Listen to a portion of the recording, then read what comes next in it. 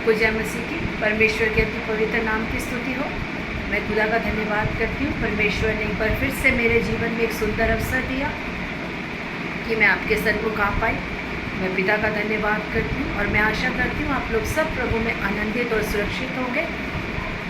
और मैं खुदा का धन्यवाद करती हूँ, उसने आपको और मुझे जीवितों की दुनिया में जीवित रखा और एक अच्छा और एक स्वस्थ जीवन दिया। हमें भूखे रहने नहीं दिया, अच्छे से अच्छा कपड़ा पहनने को दिया, अच्छे से अच्छे भोजन से तृप्त किया। मैं खुदा का धन्यवाद करती हूँ पिता परमेश्वर का।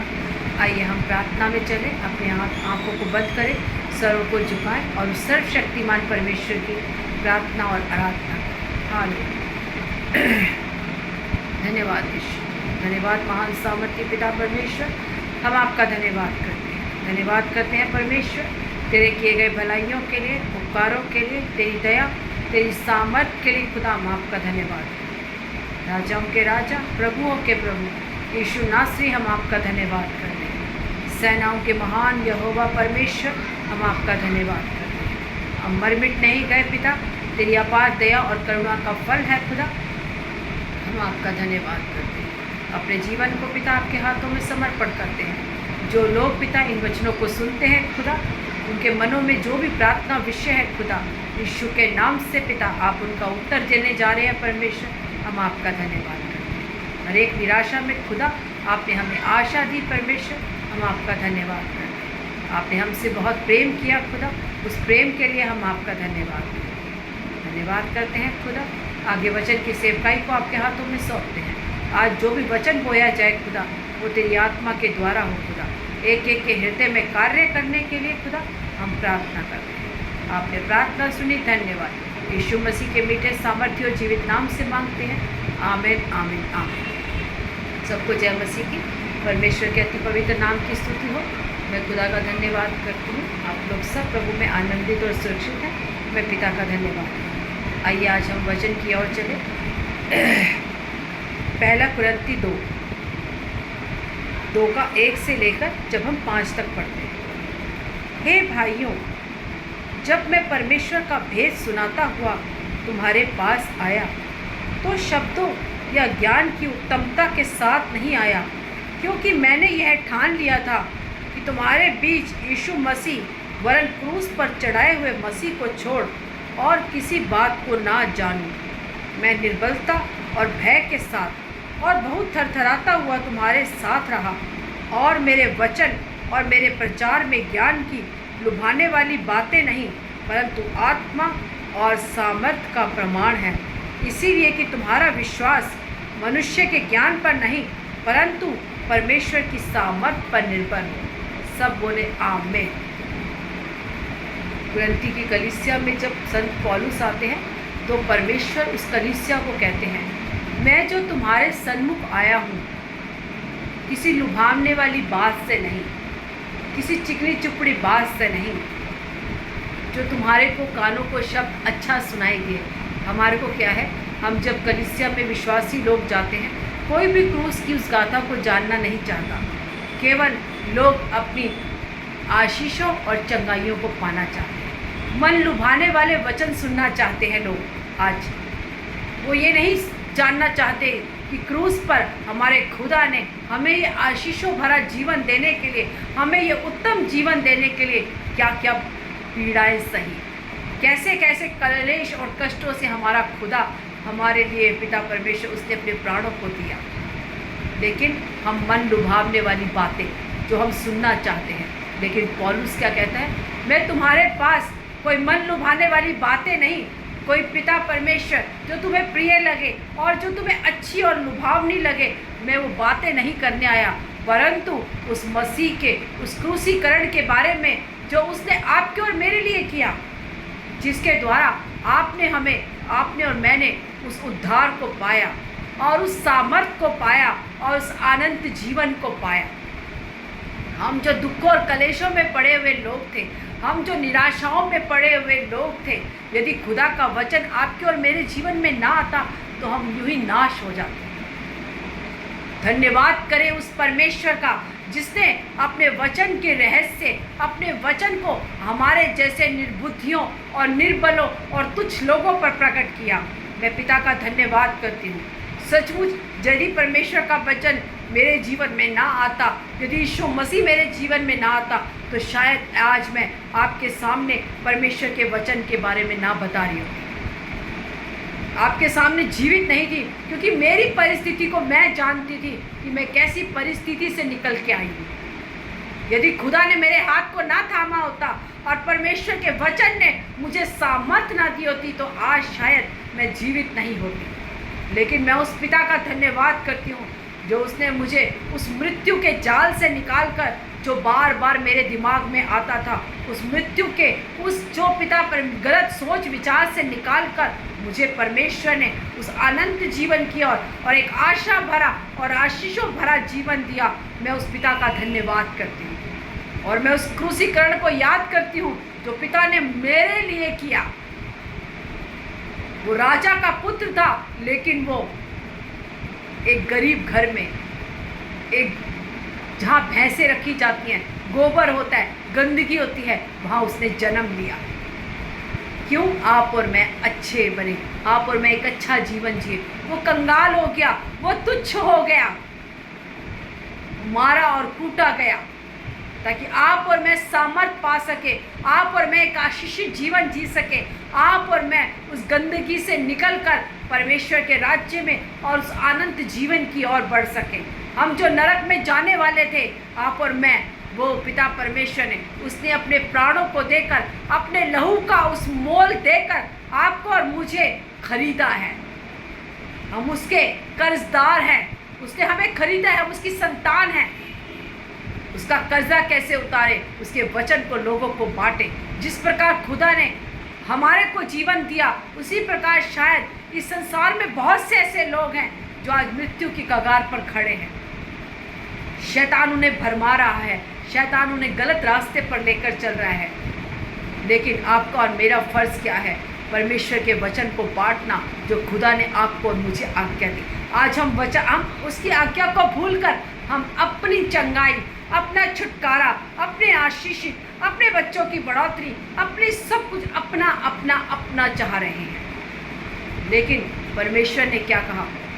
संसार के कोने कोने में जाओ, हर एक सिरे में जाओ, हर एक घर में जाओ, हर एक मोहल्ले में जाओ और परमेश्वर के वचन को, जहाँ अंधकार है, जहाँ कोई रोशनी नहीं, वहाँ मेरे रोज वचन की रोशनी जो मैंने आप तेरे और मेरे जीवन में डाली है, उस रोशनी को तू बांट, ताकि लोगों का जीवन बचे। जैसे मैंने तुझे बचाया, ऐसे बहुत से लोग बच सके।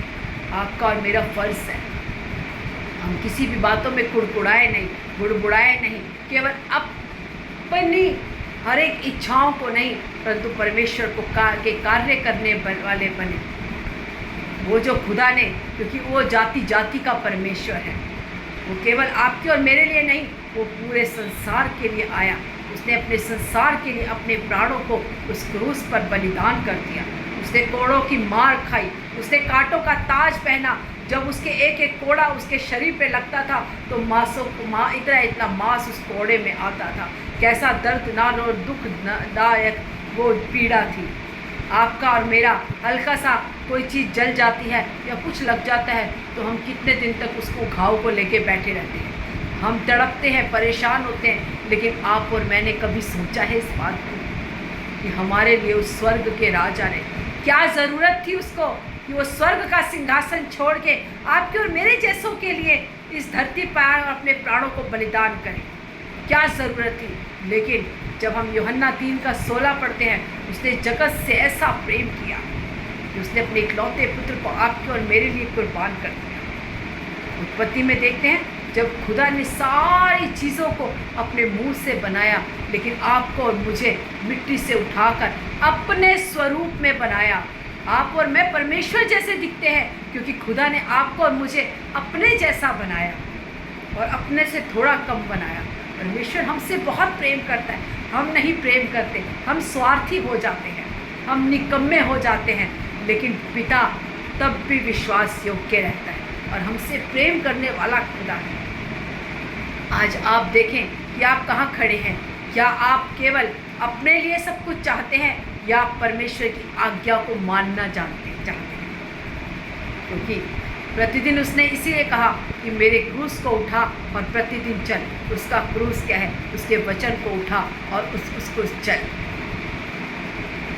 ये जीवन की रोटी जिसने आपको और मुझे जीवन दिया, वो दूसरों में बता कि यीशु मसीह ने जैसे मुझसे प्रेम किया वैसे ही वो भाई तुमसे भी प्रेम करते हैं।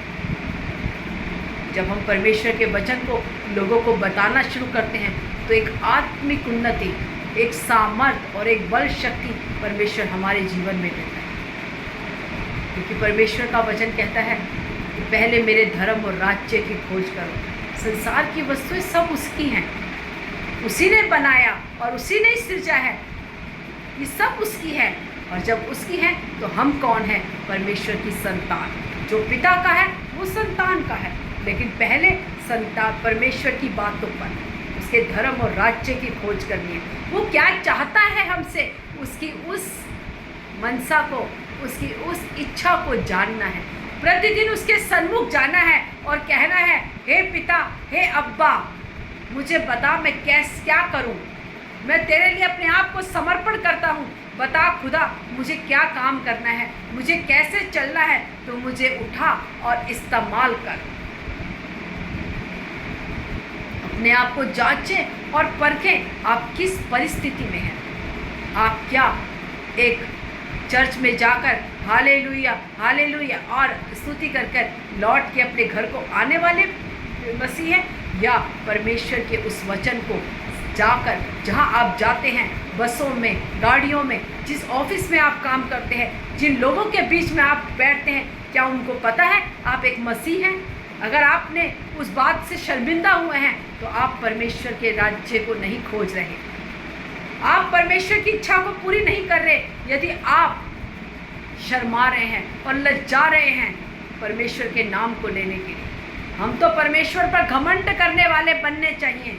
हमें घमंड होना चाहिए और सबके बीच में कहना चाहिए कि हम मसीह की संतान हैं। हमारे जीवन से, हमारे उठने बैठने से, हमारे चलने फिरने से केवल मसीह दिखना चाहिए। आपके जीवन से कौन दिखता है? क्या संसार, या एक छल छलावा, या एक दुनिया को दिखाने के लिए मसीह, या एक परमेश्वर का विश्वास योग्य बेटा, एक पिता का प्रिय पुत्र? आप क्या बनना चाहते हैं? क्योंकि परमेश्वर ने तो हमसे प्रेम किया, परमेश्वर ने तो हमारे लिए सब कुछ पूरा कर दिया। आपने और मैंने क्या किया? अब बारी आपकी और मेरी है।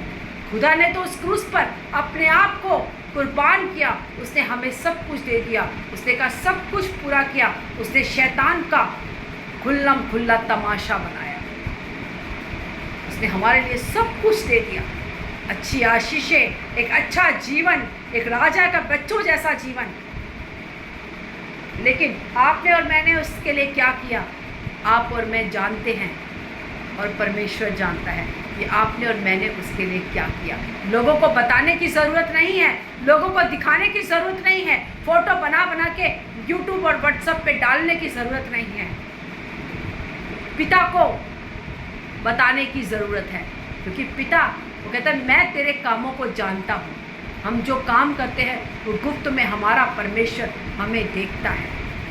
हम एक छोटा सा भी भलाई का काम करते हैं, हम किसी मनुष्य को रोटी देते हैं या हम किसी जानवर को दूध पिलाते हैं, तो हम उसकी वीडियो डाल कर यूट्यूब में डालते हैं। क्या आपने कभी परमेश्वर के वचन को यूट्यूब में डाला है ताकि उससे कोई जीवन पाए? क्या आपने परमेश्वर के राज्य की खोज की है? क्या आप परमेश्वर की बातों को मानते हैं? क्या आप परमेश्वर के क्रूस को उठाकर चल रहे हैं? अगर नहीं तो अपने को आपको जांचें और परखें, क्योंकि मेरा पिता बादलों पर फिर से आने वाला है और वो राजा के रूप में आएगा। पहले वो निर्बल और दुर्बल बन के आया, लोगों ने उसे सताया और मारा, अब वो एक राजा बन के आएगा। वो राजा जो आपको और मुझे, जो उसके नाम पर विश्वास करते हैं, हम आपको और मुझे लेने आएगा कि जहाँ वो रहे वहाँ आप और मैं रहें। इतना परमेश्वर, कितना महान परमेश्वर है, कितना दयालु करुणा निधान परमेश्वर है। ऐसा किसने चाहा कि जहाँ राजा भी नहीं चाहता कि उसकी प्रजा उसके साथ रहे, वो भी अलग टाइम में अपने घमंड में रहता है, लेकिन हमारा खुदा तो राजाओं का राजा है, प्रभुओं का प्रभु है। वो हमारे लिए जगह तैयार करने गया है कि जहाँ वो रहे वहाँ आप और मैं भी रहे। लेकिन जांचना आपको और मेरे को है। उसने तो अपना काम किया, उसने तो सब कुछ पूरा किया, उसने हमें आशीषित किया, हमें एक अच्छा जीवन दिया, हमें दलदल कीच से निकाला, हमें अनंत जीवन दिया। लेकिन आपने और मैंने लिए उसके लिए क्या किया? आज जांचें और परखें कि हमने परमेश्वर के लिए क्या किया। क्योंकि पौलुस कहता है मैं कोई लुभाने वाला नहीं वचन लेके आया, मैं उस क्रूस की मृत्यु, उस मसीह ने जो आपके और मेरे लिए अपने आप को बलिदान किया, उस क्रूस की कहानी को, उस गाथा को लेकर आया। Hallelujah, thank you Jesus. इसलिए कि तुम्हारा विश्वास मनुष्य के ज्ञान पर नहीं है, परंतु परमेश्वर की सामर्थ पर निर्भर है। आपका और मेरा विश्वास किसी मनुष्य के ज्ञान पर नहीं है। आप और मैं मनुष्य के ज्ञान पर विश्वास नहीं करते और ना हम अपने ज्ञान पर विश्वास करते। आप कितना भी पढ़े लिखे हों, कितना भी ऊंची ऊंची सीटों पर बैठे हों, कितने भी आप सुंदर खूबसूरत हो दिखने में, कितने भी आप बलशाली हों, लेकिन आपका जो ज्ञान है, ये परमेश्वर का जो ज्ञान है, वो आपके किसी सामर्थ और ज्ञान से नहीं, वो परमेश्वर के पवित्र आत्मा की सामर्थ और उसके ज्ञान से। हमारे अंदर जो कार्य होता है वो परमेश्वर की आत्मा के द्वारा होता है, किसी मनुष्य के द्वारा नहीं। हमने जो विश्वास किया वो अपने बुद्धि ज्ञान समझ से नहीं, परंतु जब परमेश्वर की आत्मा ने आपके और मेरे जीवन में कार्य किया, तब आपने और मैंने यीशु मसीह को अपना उद्धारकर्ता ग्रहण किया। इसीलिए ये जो ज्ञान है वो हमारे बुद्धि ज्ञान समझ से नहीं, परंतु परमेश्वर की सामर्थ से। हालेलुया, धन्यवाद यीशु। आज यदि आप परमेश्वर के लिए कुछ नहीं कर रहे, अपने तोड़े को दबा के बैठे हैं उस मिट्टी में, तो अपने तोड़े को निकालें और परमेश्वर के कार्यों में उसे इस्तेमाल करें, ताकि जब खुदा आए, जब स्वामी आए, तो हम विश्वास योग्य ठहरे उसके सामने। हम कहें, वो हमें कहे, हे विश्वास योग्य मेरे बेटे, मैं तुझसे प्रसन्न हूँ। हमारे जीवन से मनुष्य प्रसन्न होने की कोई ज़रूरत नहीं। हमारे जीवन से हम अपने बॉस को प्रसन्न करने की ज़रूरत नहीं। हम अपने जीवन से अपने कुटुंब परिवार को प्रसन्न करने की ज़रूरत नहीं। हम हमारे जीवन से हमारा सृष्टिकर्ता परमेश्वर प्रसन्न होना चाहिए। उसने कहा है, तू बच, तेरा घराना बचाया जाएगा। जब हम अपने आप को परमेश्वर के आगे समर्पण करेंगे, उसके कार्य करेंगे, तो हमारा हर एक परिवार, जो व्यक्ति हमसे जुड़ा है, वो बचाया जाएगा और छुड़ाया जाएगा। इसीलिए आज यदि आप प्रभु के कार्य को नहीं कर रहे, तो आज अपने आप को समर्पण करें और परमेश्वर के कार्य में और बढ़ चढ़ के भाग लें। उसके क्रूस को उठाएं और प्रतिदिन उसके पीछे होके चलें और एक आशीषों से भरा हुआ, एक आनंद और एक सामर्थ भरा जीवन जिए। हालेलुया, धन्यवाद। प्रभु इन वचनों से आपको आशीष दे और बल शक्ति सामर्थ दे। हालेलुया। और मैं अनुरोध करती हूँ आप लोगों से, जितने लोग इन वीडियोस को देखते हैं, आप प्लीज़ कमेंट्स के ज़रिए अपने प्रार्थना विषय को भेजें, ताकि हम मिलकर परमेश्वर से उस विषय के लिए प्रार्थना करें। और मैं विश्वास करती हूँ खुदा उस प्रार्थनाओं पर उत्तर देने वाला परमेश्वर। हाल ये वचन आपके जीवन में आशीषित हो। God bless you all. प्रभु आप सबको आशीष करें। Amen Jesus. हालेलुया। आइए हम प्रार्थना। धन्यवाद यीशु, धन्यवाद सामर्थी पिता परमेश्वर, हम आपका धन्यवाद करते हैं खुदा। आज जितने लोग इन वचनों को सुनते हैं परमेश्वर, उनके हृदय में तेरा वचन कार्य करे खुदा। पिता परमेश्वर, प्रतिदिन पिता अपने क्रूस को उठाकर तेरे पीछे चलने के लिए और तेरी आज्ञाओं को मानकर तेरे वचनों पर चलने के लिए खुदा, और अपने आप को तेरे आगे समर्पण करने के लिए खुदा, आप सबकी मदद और सहायता करें परमेश्वर। धन्यवाद करते हैं आज का वचन बतेरे लोगों के लिए एक आशीष का कारण, एक नए बदलाव का कारण हो, एक हृदय परिवर्तन का कारण हो खुदा। धन्यवाद करते हैं खुदा। आगे के समय को, अपने जीवन को, हर एक बातों को पिता हम आपके हाथों में सौंपते हैं। प्रार्थना सुनी, धन्यवाद यीशु के नाम से। Amen amen amen. Hallelujah hallelujah hallelujah. God bless you. प्रभु आप सबको आशीष दे।